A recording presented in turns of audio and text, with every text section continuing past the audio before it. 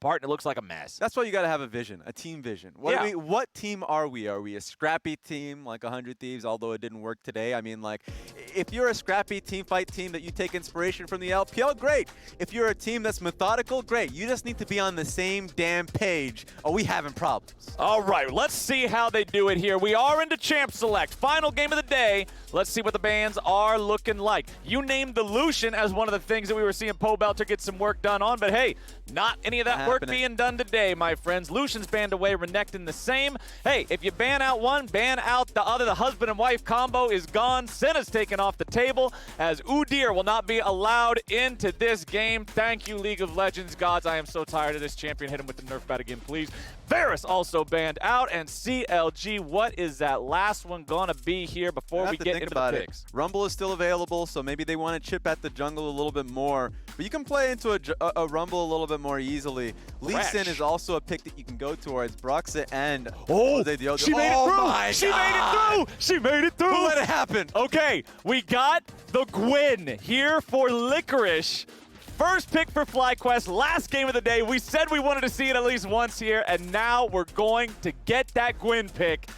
Let's see how CLG wants to respond to it here. They chose to ban out the Thresh as their final ban of this draft instead of the Gwen, leaving that one open. Maybe they were thinking Licorice doesn't play it. If they don't first pick it, we'll grab it first rotation. Anyway, that doesn't work out. Instead, they're going to grab Kai'Sa, and I'm so glad, I so hope this is for Broxah. I love watching Brox on the Lee Sin. I really do too, and we talked about the jungle experience changes, or at least how catch-up experience and other things. So you don't need to be the brain-dead clear jungler anymore. you could get a little bit more creative, and so nice flex that we're seeing here from CLG. Viego being hovered. Oh, it's about to be a family reunion, my friends. Here we go. We're getting everybody together. This is a fun comp from FlyQuest, and if you're a CLG, sweating a little bit. I mean, they must have planned for this. I want to see what strategy they have around, because at least against Gwen, having more bruisers, something that can deal with it in lane, even though you won't know what position she's going to be going into, mid, top lane, at least CLG have red side so they can lock in a top/mid flex pick. An idea that I was talking about was a Renekton, perhaps. But that's gone. That's gone, so that's not going to be on the table. I want to see where CLG heads. And, I mean, hey, at least for bruisers, too, they don't mind being inside that W zone with Gwen, preventing all that damage. They're okay having to dive in there and fight her in melee range. Now, let's see where CLG is going to take the rest of the draft here. Ezreal locked in for FlyQuest. Leona for CLG. So the Kai'Sa Leona, we have seen this combo plenty of times in the past. Kai'Sa loves allies that will facilitate her dive, apply plasma stacks for her, let her pop off with that damage. Leona fits the bill. What I think CLG needs to start banning, it's a good karma ban, I guess, but I think start banning out the great CC lockdown supports, because right now FlyQuest is fiending for some form of engage. Right, they've got none of that. Exactly. A Nautilus or a Set, I think, would do a lot of good work here from CLG. Let's see where they end up heading, because support pool could get chipped out a little bit. The Braum banned away instead. So not necessarily an engaged champion, a great disengaged champion. Yeah. But when you're looking at what's been locked in for FlyQuest so far, Ezreal cannot engage for any reason. Gwen should not be able to engage for any reason. When you look at Viego, yes, he has his stun punch. That's not a real good engage. Yeah. So I wonder how they're going to complete the rest of this, as CLG has opted to take the gangplank into the Gwen top lane. I like the GP. I need to see a little bit more of it in the lane, but as a concept in teamfight, it's going to be very difficult for FlyQuest, even if they did get an engage option that I was talking about, like a Set, to really dive into the back line. So the disengage from the Lee Sin kick, same with the ultimate there from GP, is very clear identity of how CLG wants to team fight. Okay, the Set's locked in, so that one's 100% here. Yep. Now, what will our final pick of this draft be? We already know the flexibility of Viego. You already mentioned how this champion can be a triple flex. He can go solo lanes, he can go jungle, he can do whatever. We know that Set can also be flexed around to a couple of different roles, so Set might be our support option into the Leona down here. He also might be... Could be a Gragas. It could be really... There are a lot of picks that you can go towards. Silas. Okay, so there it is. The Set will be support. We will have Gwen in top, Silas in... mid, I'm assuming, Viego jungle? Viego jungle could be it. So for me, the only thing is if it's going to be a Viego jungle or a Gwen jungle. But Viego does work. It's creative. Karthus being locked in here. Okay. CLG. So it's Pobelter, Lee Sin, Broxa on the Karthus, and they locked it in rather quickly. They didn't give me a chance to say this. I wanted to sound halfway smart for a second. Yeah. I was going to say I want to see AP from CLG. There we go. Because everything so far, yes, Kais is a bit split, but Gangplank and Lee Sin both completely damage-based except for Gangplank's ulti. Well, I guess Lee Sin, never mind. See, I already sounded stupid because they blocked the point that I wanted to say earlier. Anyway, CLG's comp was incredibly heavily AD, but now they've got a bunch of AP threat there with the Karthus. Yeah, and it kind of goes back with the theme that they have as a squad. Like, long range engage or disengage there from the GP. Also, Wall of Pain is going to help in that. Yeah. There's just a lot of DPS, a lot of threats from CLG that FlyQuest have to deal with. So it's going to be interesting to see how FlyQuest does fight into them. And if you're looking at what CLG's composition can do as well, especially post-6, Broxa and so what Broxa can do, farm up fast, he'll hit level 6 at the same point the solo laners are hitting level 6, or around there at least, maybe a little bit slower. It's not like we're back in the Season 6 jungle, right? But then when you have a Karthus and a Gangplank, those two can help bottom just by pressing R. They can do a lot. And then Pobelter goes down there on the Lee Sin. You can set up a whole party down there for the enemy bot lane. That's true. Finn and Broxa are going to be helping out. It's going to be a party in the bot lane, and they're doing it from long distance. So it could be an absolute monstrous experience for the FlyQuest bot lane together. But these guys as well, I'm so excited to see the Gwen and Viego combo. Oh, and it's not just Gwen, Raz. It is Teleport Ignite Gwen. It is Chad Gwen here in the top lane. Fight me. That's what he's trying to say. Let's go. Teleport Ignite, and FlyQuest is already off to a sneaky plan here in the bottom lane. 5-man brush play. If anybody face checks this, they will have an incredibly bad game of League of Legends. All right, so we're not getting any, ye old CLG run down mid and get an early first blood. Trying to see if they can catch Wild Turtle and Smoothie trying to sit in the bush, try and get first push. Not going to be happening here. Nope. Does not look like it. Instead, everybody's just going to reset just fine. So let's take stock of what everything looks like. I already pointed out the teleport plus ignite there for the Gwen. Going with the Dorian's shield as well, just because of the way that Gangplank's lane is wait for grasp, shoot you with the gun. It's consistent poke all the time. Over on the other side, we do have teleports on all 4 of our solo laners this game. It's a cleanse for the Ezreal. Generally, that's what you're going to see every time the enemy support is Leona. Heal on the Kai'Sa, though. Turtle doesn't feel like he needs a cleanse against something that doesn't have as much hard CC that's just so point and click. Yeah, you got to be a little concerned there if you're Wild Turtle, because the concern is you're going up against a set support that's just going to flash at you early on and try and get as much DPS on. So you don't have a cleanse to kind of deal with that, especially since he wants to have Hex Splash anyways. Might catch you off guard. But early on, just to see where the junglers are pathing kind of opposite to each other. So Brox is going to be pathing up towards the top side. Going to be trying to see if anything happens. Might help out in a dive towards the Gwen. Meanwhile, Viego going to be pathing towards the bottom side of the map. A lot of gank help here, I would say, from Jose Diodo if he's going towards the bottom side of the map, that he's going to be able to help Dreams in a moment, or even the Palafox. So great 2v2 there that Broxa has to be concerned with. Yeah, Broxa will have to be very mindful. Also, if Jose Diodo gets ahead, if Jose Diodo has good push in his lanes, Karthus' weakness is that he can be invaded pretty easily. Yeah. Sometimes you'll see Karthus in matchups against strong invading junglers take an exhaust instead of a flash even in situations like this. Because while he is incredibly good at PvE, early on he is so incredibly vulnerable in PvE. Yeah, doesn't want them to get a whiff of where he's starting. No. The timer on his Raptors give him a good indicator of where he's going to be, so both Palafox and Jose Diodo can camp out in the bush waiting for him. But they both been having good clears here. Karthus, of course, the naturally faster clear, but this is going to be the gank angle that I was talking about. There it is, your flash immediately into the CC coming out from set. Jose Diodo already here and ready to go. Flashing forward, gets the W, a little bit more damage will get it done, and it's first blood for Jose. He delayed that channeling on his W. Great there from Jose Diodo. Flashed in first just to see if there was a flash coming out instantly. Smoothie takes the bait. So wonderful setup there. FlyQuest able to get the first blood. And it happens exactly like you set it up, my friend. The power of the set. Flash into the face breaker. Here it is one more time. All right, does it early. Knows that Viego is coming in due time. even if Wild Turtle and Smoothie take the long trek over, it's just not going to be enough. This movement speed boost coming in from that E from Jose Diodo, and of course follows through with that flash. Just really well executed there from him. Super well done. Goes back to base, picks up the pickaxe there for himself. Going to speed that clear up nice and easy here. Now, of course, Broxa was able to keep his farm going during this time, but I'll take the first blood any day of the week. Yeah, so Pobelter definitely needs his lane fixed, and that's a great opportunity for Dreams to come in. He gets spotted out by Broxa, though, so not going to pan out well. Yep, Dreams will just be chilling here. Jose Diodo just farming up his Raptor camp as his support takes a little bit of damage. Has to walk away from this one. Pobelter moving in, finds a Sonic Wave, but there's your face breaker. Pobelter being forced to flash away. And CLG, they lose their mid laner's flash for not a whole lot. Yeah, I don't know what they were trying to look for there. Level 4 from the Lee Sin really isn't going to be much of a chance to chase on top of the set.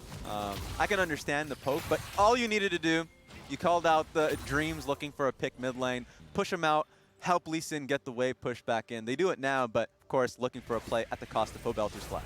Okay, we got the teleport from Licorice back up into the top lane here. Finn already having the Sheen prepped and ready to go means that Q poke is more obnoxious than ever. Licorice doing a little bit of snip there, trying to shave some HP off of him, as Jose Diodo has moved into the enemy jungle, and this is what I was talking about. Yes, Karthus is great at killing Raptors. He can kill that camp in 3 or 4 seconds. But when Viego just shuts it down and leaves one of the baby ones up, you're delaying his clear, you're stopping the Karthus game plan, and slowing down that level 6, slowing down that power farm that makes him a threat in the mid lane. You're also just baiting him to try and take a fight if he wants to contest for his own Raptors camp, because he's going to be a little sad here. But in the end, working with Palafox, who does have a flash up against his opponent mid laner, and Licorice, who's just been dominating or pushing in the top side very consistently in his lane. It's just a fight you don't want to take if you're Broxas, so he's going to be a camp down on this one, a little sad. But overall, you know, he's just going to be farming out Krugs and dealing with that. As long as CLG's bot lane is safe and farming out well, it's not going to be too harmful for Broxas. And you've got a bunch of minions crashing into this wave right now that will allow Wild Turtle to close this CS gap some. But before that wave collided, it was a +20 there for the Ezreal, there for Johnson. See the total gold here on the left side of your screen. There is only one player from CLG in the top 5, Raz. Now, despite the fact that they got that first blood, remember the first blood plus assist is worth 600 gold. This is a 1,000 gold lead, so FlyQuest are doing a nice job building up these tidy gold leads in the early game. Absolutely. Even though we harped on the scaling element of CLG and how they want to play overall later team fights, FlyQuest just wants to fight you. Dream setting up around mid earlier, and then you saw this set up around mid now. I think FlyQuest, when we asked them what their team identity is, this is a clear-cut answer, and so I wonder if they can find and open up a larger advantage to challenge CLG when dragons start getting stacked up. Right. You can see the Executioner's calling bot second here for Finn, recognizing that Gwen often goes for that Rift Maker as her mythic item. Lots of Omnivamp, lots of base healing in the kit anyway. Any sort of extended fight against that champion where she can get some damage down is very difficult if you don't have the Grievous Wounds, so really wants to make sure he's itemizing for that. So that means that we could see some attempts made on her life as we move forward here in the game. Checking everybody else's state of things. You can see your solo laners have all hit that level 6 point over there in the jungle. Still only a level 5 for Jose Diodo, but Broxa, level 6 here on the Karthus means they will have that ulti ready to go, and Broxa looks to solo down the Drake. Yeah, and I think he's has had a pretty good pathing so far this game. Getting this dragon, his bot lane's going to be getting a base off. He's going to be able to path topside as both his camps in the blue side jungle are up. So it's been a great game here from Broxa. And so FlyQuest do need to be a little bit more confrontational. They've tried through mid lane, and I think CLG has done a great job pushing that back. Need to see a little bit more. Now, it's going to be Rift Herald that probably draws a lot of attention coming up in 5 seconds time. Well, we're ready to go now. Dreams has made his way into the top lane, and that gets the flash out of Finn. All right, that's a way to start it up. I think if you're pulling your support this early on, you better just straight up start Rift Herald now. That might be the game plan for FlyQuest. Well, Jose Diodo with the level 6. That is a critical spell for Viego. Back here in the mid lane, it's Pobelter and Palafox in the 1v1, but Johnson knows it won't be a 1v1 for long. Red buff going to lose most of its patience. Still aggroed right now by the side of CLG. Might just go for a full-on smite fight here, but Broxa doesn't have his, so he decides to back away. Johnson ready to go here. Not Johnson, excuse me, Jose Deodo ready to go with the smite. Johnson making his way back down into the bottom lane instead. Yeah. Jose just decides to clear out the red buff here. He activates his challenging smite, gets rid of the knife, and steals the red. All right, I guess the entire play was for the red buff itself. Johnson had to go back lane, bot lane to deal with the wave stacking up. He's actually just losing the wave here, sitting right by around mid lane. Oh, nice play coming out here from CLG. They find Dreams as he tries to escape. He pops the haymaker for the big shield, goes back in, but it will not matter. Poe Belter's on the board, and so is CLG. Yeah, CLG is in a much better place. It must have been a concern for Johnson wanting to go back bot lane when they didn't have any vision and no idea where Broxa and the crew were. So sure, you get Rift Herald, you get red buff, but by trying to stack up so many objectives at the same time, it's Wild Turtle that's just getting the whole heaps of rewards here. Yeah. While, you know, Johnson doesn't want to idle by around mid lane. He wants to be able to come back bot. Great response from CLG. I think they benefited the most. And we've got Jose Deodo now grabbing the Rift Herald here for the side of FlyQuest, so that means that they'll have the entire time the turret plates are up to use that one. True. Grab at minimum 320 extra gold as long as they don't summon it in the middle of the woods and it dies for no reason. As he goes back, he'll also get the Noon Quiver, so he'll continue towards that Mythic as Licorice has a 20 CS lead over the Gangplank here in topside round. Getting larger and larger, and now with Jose Deodo having that Rift Herald, you know, I expect him to go topside. Unless if he wants to free up Dreams a little bit more going and trying to kill bot lane turret. You already see him pathing towards the top side of the map. I think CLG is well aware of that. Licorice is an incredible win condition for his team later on in the game. Yes. Scaling of Gwen is just insane on side lane, so definitely would be the call. Licorice is being set up to succeed this one. Licorice, and this is kind of what we heard the desk talking about, right? He came into the LCS. This was a guy who was on the Cloud9 squad that was already incredibly powerful. Yep. He showcased mechanical talent, but now he also needs to be the kind of guy that can lead a squad, that can say, all right, I'm going to be here in the side lane. You guys go do this. This is going to work out fine for everybody. So I want to see if he can continue to push that and be that win condition and be the guy that everybody else has the faith to play around. Yeah, so far so good. A lot of the times it's easy to say that for the first 10 minutes of the game, but they have a very clear identity, and now Jose Deodo is setting up for a dive here. Does he have the help of anyone else? He's ready to go. They're already using the TP. Finn tries to defend himself here. A lot of damage coming out from Jose, but he has to get away. Karthus ulti's coming in. The kill goes through. Jose Deodo stays alive, and so does Licorice. It was so close, but it was a dub for FlyQuest. Yeah, really close. The only adjustment you can make is just waiting for the teleport to complete before you look for the dive. But it still pays off. Top lane turrets getting chipped. Huge minion wave getting lost here. Finn's going to have a real rough time, and it's going to be CLG as a whole that needs to decide what they're doing as they lost the gold lead. And remember that Karthus ulti and Gangplank ulti at level 1 have incredibly long cooldowns. They are summoner spell level cooldowns almost. And so not getting a kill with those, it's a little tragic here. As you can see, it starts off early ulti from Jose to get away. This was worrying. Very concerning. Good flash from Jose Deodo. Recognized that he took a little bit more damage. He's dead there. So even though the mistake happened, they rectified it. Great kill towards the top lane, and now a huge lead for Licorice. Very, very nice stuff for the side of FlyQuest. The gold remains rather close still. Broxa continuing to farm here on the Karthus, but honestly, Raz, anytime I'm looking at a game and Karthus is the jungler and the enemy jungler has more farm, True. I'm saying, hey, that's a great game for the other guy. Yeah, we take wins on that one. Not only farming out incredibly well, has the 2 kills to his name. It has etched out that advantage for him. So it is always a concerning thing if I look to the CLG side and say if they just have one good fight, then that top fight was almost a good fight for CLG. Then yeah, they can come back with the scaling that they do have. But Rift Herald being placed down, GP has to play so far back to his own second turret now. Great start here. Very, very good stuff. First turret before 13 minutes into the game. They should be able to push this one up and get the charge onto the tier 2 turret now as well. Licorice will handle the wave while Jose continues to deny every single possible jungle camp that he can from Broxa. Jose Deodo now the man in the jungle that has the level lead over the Karthus. Remember that trying to farm up the objectives like the Dragons and the Rift Trails and stuff, that doesn't give you as much personal gain as it's all about the team. So Broxah making that little bit of a sacrifice here as Pobelter moves forward, kills that last of the baby chickens so that the camp respawns in time. It is a 2 Drake to nothing lead for CLG, so here in the next 5 minutes, we should see FlyQuest start to respond to those. It's a classic philosophical discussion around like what's the best way to play the game, either getting a goal lead naturally through turret plates on the opposite side of the map, or just trying to get dragon stacking. And in this case, CLG has a clear win condition in Infernal. If they can get one more, get us Infernal point, Soul point, then FlyQuest are now kind of strapped in what they could do, right? But FlyQuest now has a humongous advantage towards the top side of the map and their junglers, so like, they are now dead set fighting for the next few dragons, and they're in a good position to win those team fights. And bottom lane, almost enough damage to take out that tier 1 turret as the turret plates fall. You can see Wild Turtle just being left to his own devices down here. Yeah. Again, this is what is the cost of FlyQuest, rotating people around, having Dreams always try to be making all these plays. It means that Wild Turtle is the one who has priority in the bottom lane. Back up here on the top side, Licorice has the Rift Maker ready, Raz. He's also got his plated steel caps, which are very powerful against anybody on the enemy team not named Broxah. And Finn will continue trying to deal with this, but it's not looking pretty. He just jumps right back in and goes snip, snip.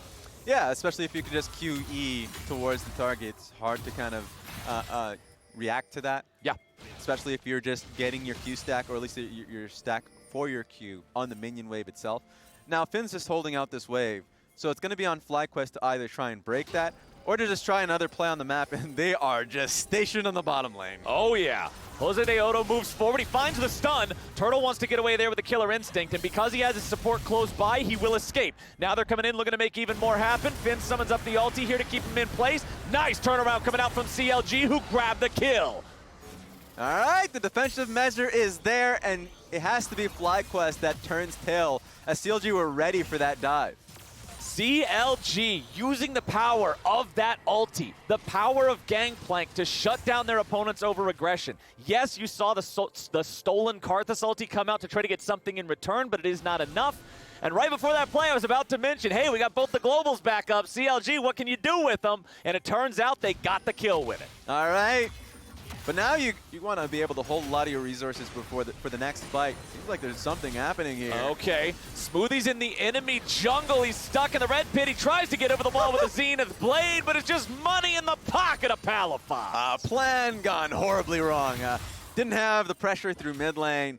FlyQuest are also just back on the map, so this is a really tough position. We didn't get to see how Smoothie was caught there to begin with. But yeah. I mean, maybe we'll get it in a replay. I don't even want to see. Maybe. But down here in the bottom lane, those minions are actually about to just kill the turret. There we go. Yeah, okay. Yeah. Minions kill the turret. Johnson just lets that one go and then farms up the last little bit of that wave. Divine Sunderer completed on the Ezreal. Tier stacked a little bit over halfway. Over on the other side, you got the Serrated Dirk plus the Kraken Slayer for Kai'Sa, so nice and strong there too. Broxah in the jungle, still without a mythic item of his own. Did go for the completed Sorcerer's Shoes before getting anything there, and he doesn't quite have the same amount of kills as his opponent to facilitate having that gold threshold just yet. Yeah, and I wonder if that means that like if CLG want to concede the dragon, they can do that if they want to and look for more gold on the top side of the map with the turret still open there. They don't need to go for this dragon, though it would be incredibly helpful. So those are the things that kind of come to my mind if you don't really feel confident as the Karthus in this play. Meanwhile, to the opposing side, FlyQuest, Palafox was able to get his Everfrost, so he's able to get his own mythic. Mythics across the board for FlyQuest, so they feel a lot more comfortable in a teamfight setting. Okay, FlyQuest with that 1,000 gold lead. Now they've got about 45 seconds, my friend, Here until it is. It's time to answer the Drake problem. This is where we find out about those philosophical differences you were talking about. Is the lead that FlyQuest has earned for themselves good enough to overcome this 2 Drake lead of CLG and challenge them for the 3rd Drake of the game? Otherwise, you're stuck in that corner, your back's against the wall, where now you got to fight for every Drake for the rest of the game. Hey, compositionally, a quadruple melee comp that FlyQuest have is going to be difficult versus a GP, even if it's you shed a lot of resources early.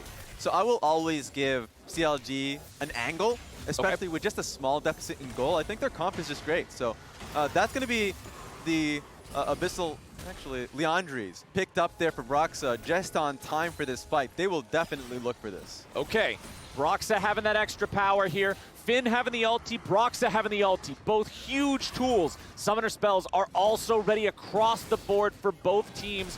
Dream's not having his real flash. Yes, he still has the Hex flash he can use, but that's a big one that's also not available here. So FlyQuest have moved on to the Drake. Smoothie tries to call down the Solar Flare, but it's not going to do anything.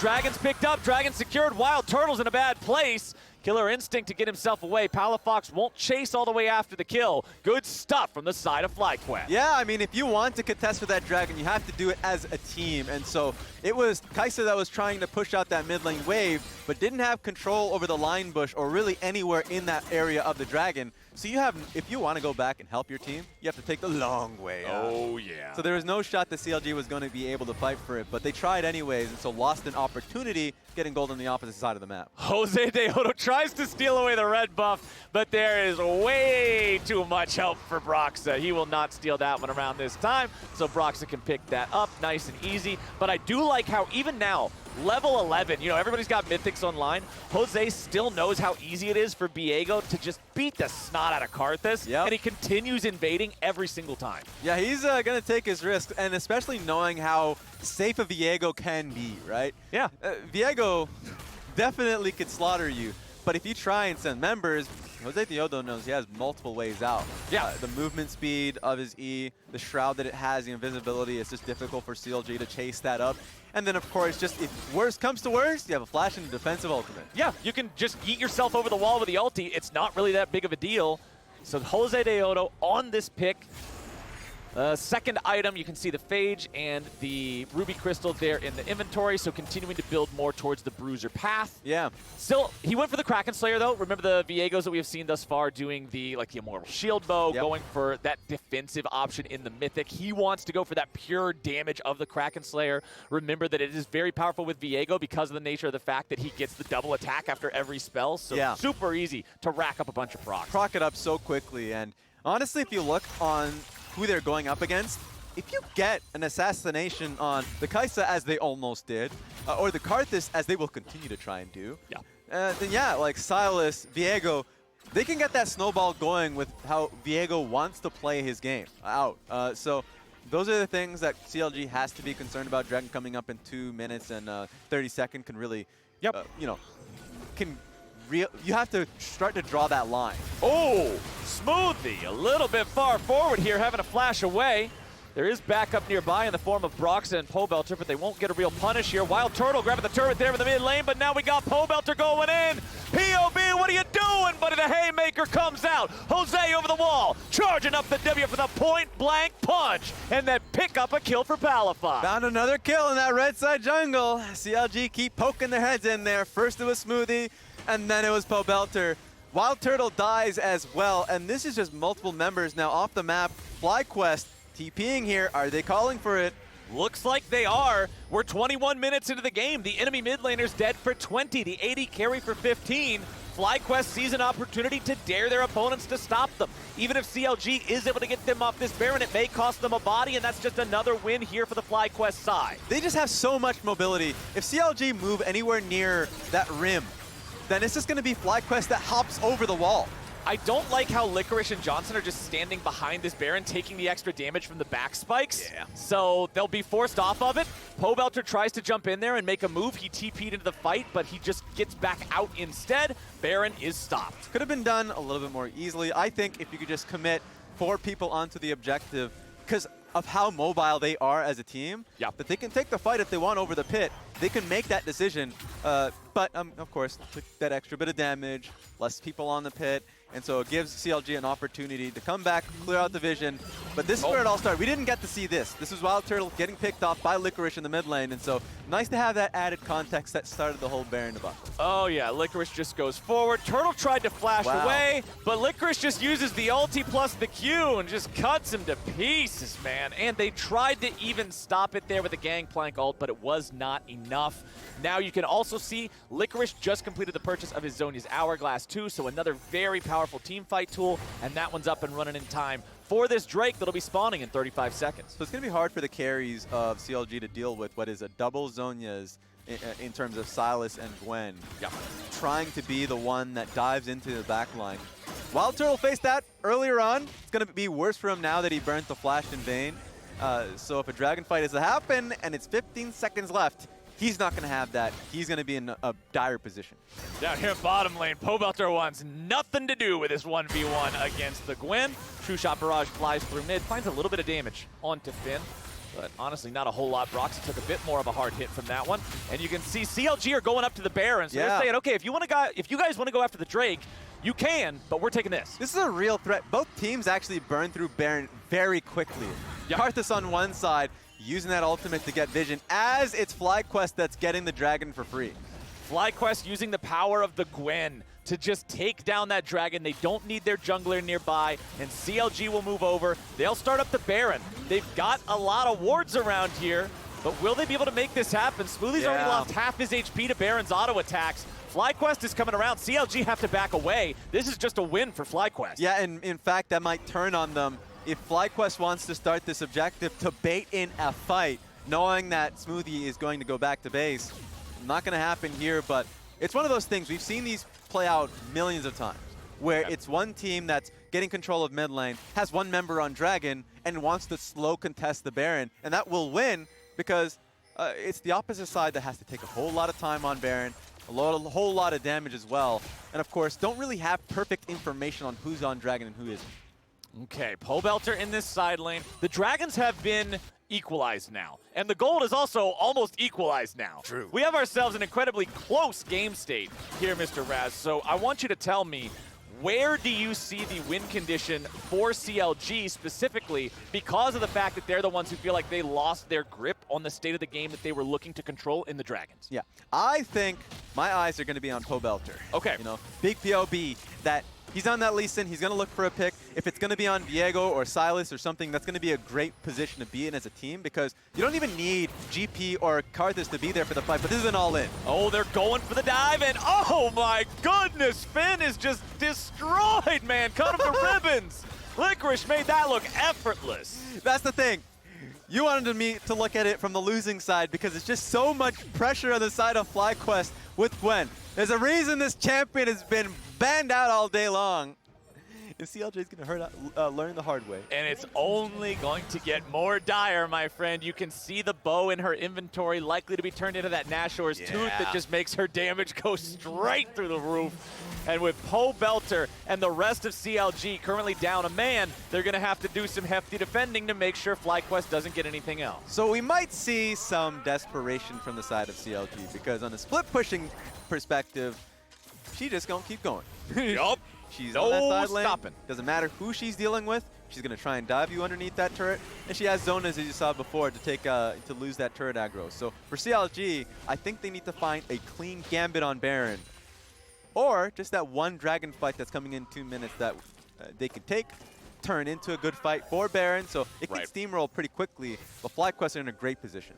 FlyQuest feeling good about how this game has been going so far. Again, remember that both these teams' records carrying over from Spring. True. Neither one of them having the greatest time in that, but the split between Spring and Summer, it's not even. Despite the fact that both Spring and Summer last for 9 weeks, recall that we kicked off with the lock-in tournament back in Spring, meant that we only had a double round robin. Summer has a triple round robin, so that means 60% of your games will be played in Summer. You've got more of that weight here in these upcoming 9 months. No, not 9 months. Oh, these upcoming 9 on the weeks. mind. Got the Grubhub on the screen as well. I can understand it. But yeah, you have a lot of time. A lot of time, a lot of games to go. It's why we're seeing a resurgence from some of these teams. Like IM2 looking good and all that. Oh, no. Nice use of the W there to block the damage as Finn was outside of the range. And he gets the double value out of it too. Both barrels being stopped. The power of Gwen's W, just an incredible defensive tool, especially if you've put in the reps on the champion and you know exactly those ranges that you need to stay at to keep them on the very edge. Yeah. Oh, wait a second. Okay, we got ourselves a fight. Smoothie's going in, looking to make it start. Dreams tries to turn it around here with a set ulti. Both sides are bringing in the backup as the cavalry arrives. Pobelter wants to make a play on the side, kicking away Palafox, looking to stay alive. Licorice is in the middle, looking to make a 1v2. Smoothie's going to be taken down. Palafox goes on a killing killing spree. Broxa is dead, and he's not dead in much of a place to make anything happen. Will this be able to find a kill at all? Licorice with the Zonias to stay alive. Pobelter lands Sonic Wave, but the Resonating Strike will not show up.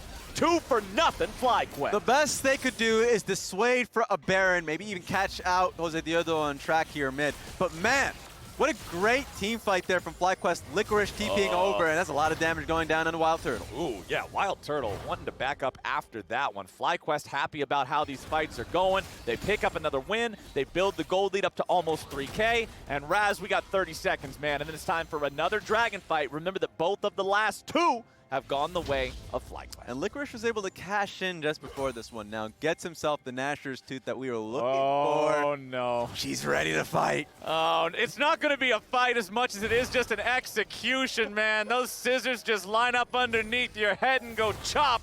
It's not a good situation for the boys from CLG. FlyQuest have control right. Oh, boy. Okay. Licorice is going in.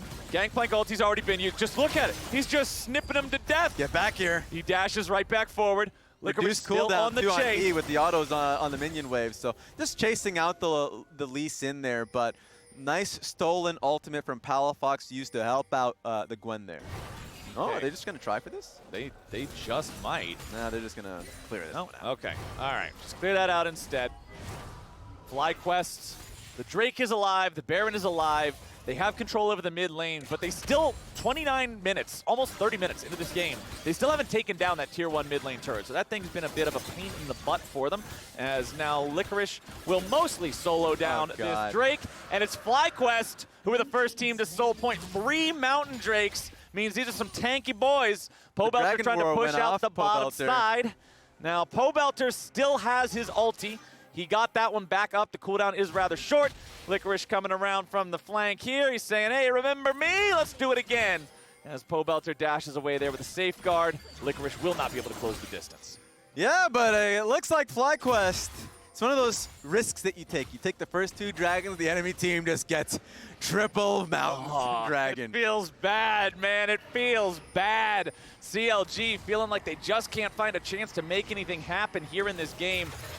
Broxa gets his ulti stolen away. There's so much potential there for Palafox to just delete some people. And even though it's not going to be super impactful to have those resistances now, as you got a lot of carries on the side of FlyQuest, it's going to get worse. We know how Viego is going to itemize in his 3rd and 4th item, so expect him to go more defensive much more easily. Set's already there, so now he's more incentivized to start fights. Yeah. CLG are going to have a bad time. They need some magic penetration, especially on the Karthus, for them to have a chance in this game. Very, very scary stuff for the side of Counter Logic Gaming, man. It just feels like any sort of opportunity they looked for never really turned into anything. We saw a couple different punishes when they tried to invade the red buff area of FlyQuest. Yeah. The first time resulted in Smoothie's death, the second time resulting in Pobelter's death, and also sort of halfway resulting in Turtle's death as well, because since they were occupied down there, they couldn't help him when Licorice made the play mid, so it just hasn't been going so well for him. It's a mix of not being on the same page, but also just not knowing your timers, because those are 2 instances like you mentioned. Also the fight that they tried to go for top lane, not recognizing that TP is there. It's available from Licorice. She's just going to, you know, shoot right on top of you. So those are really damaging for CLG, who we've had a lot of faith in coming into this game, but today's been a day of upsets. Indeed it has. And mostly a reset of expectations for some of these teams.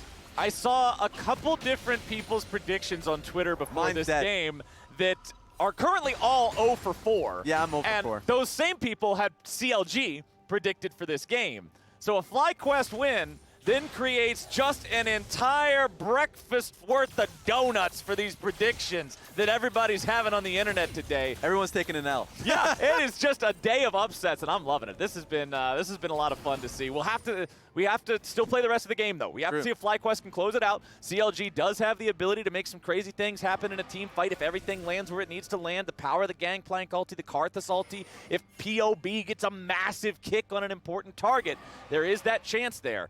But FlyQuest have been in control here for the past 15 minutes or so now. As Smoothie will shadow Finn as he pushes out the top side. Licorice has found Pobelter once more. And Pobelter does not want... Holy cow, the damage on the Q! The ultis are coming out, but Pobelter with a disengage stays all right.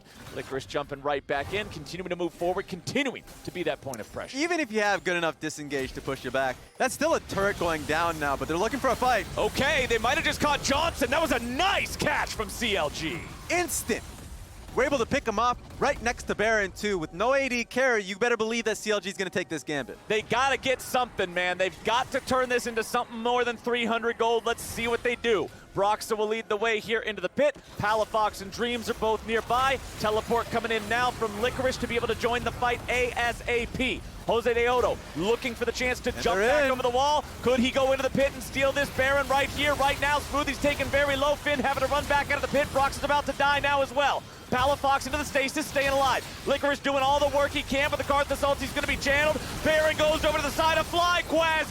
CLG, can they win the fight? It does not appear so. Jose Deodo continues going forward. He's going to Reset City. Population FlyQuest.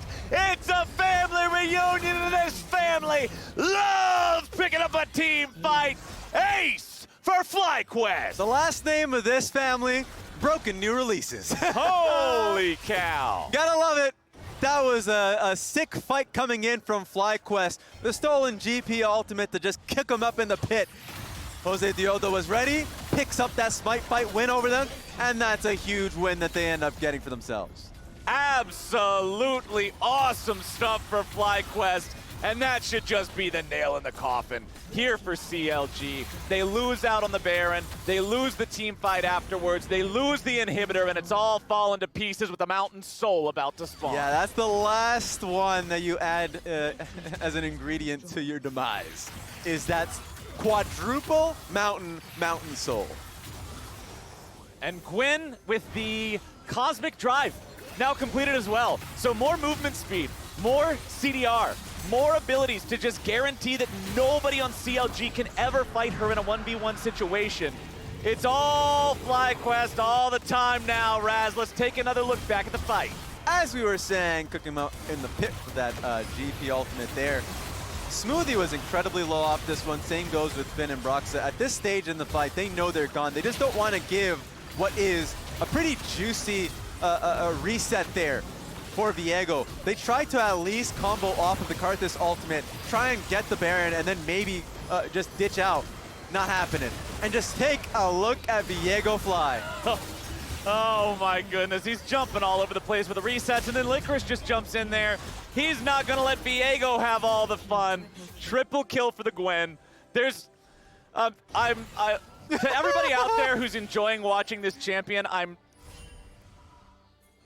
Yep, 0 damage, by the way. Didn't need your AD carry. Because he was dead. Yep, He was never there. Exactly. But that 6,850 for Gwen, if you really enjoy watching this champion, I'm so sorry, because you're never going to see it make it past bans again. This is just an incredible destruction of CLG as FlyQuest move into the base. They're looking to make this final fight very quick, just put them out of their misery. Double kill for Palafox, and it's Finn against the world. The world is a big old place, Mr. Razzleplasm, and it will crush CLG. FlyQuest will earn their first win of summer. There it is. They talk about showcasing greatness, and that's the first taste test here. FlyQuest in the summer split coming in hot.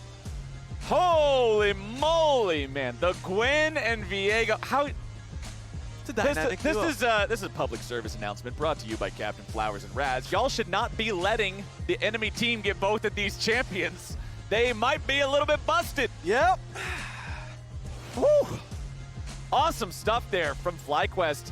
They were able to stop CLG from making anything happen off of their early Drake control. They ended up investing more in getting those turret plates and making the gold plays early on. That set Licorice ahead when he was already winning the lane by having the lead over the gangplank. And it was just what you were talking about. He was the win condition in the side lane. Yeah. Pobelter couldn't go near him. Finn couldn't go near him. Broxa couldn't even be on the same screen as him.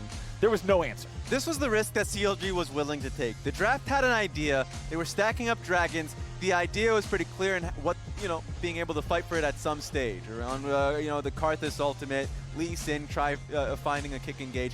To me, the problem, you're right, the first thing is the draft that they can look towards, but they took a gambit for a reason, and a lot of it will come down to when they were trying to get vision. Because about 3 or 4 of those deaths are incredibly preventable from the side of Right. CLG. All the red buff deaths. right? Exactly. A lot of those are preventable, and they'll look at this game and say that they could have won if they were a lot more clear in how they wanted to play that out. That being said, you're still going up against Mount Everest. Yeah. With scissors.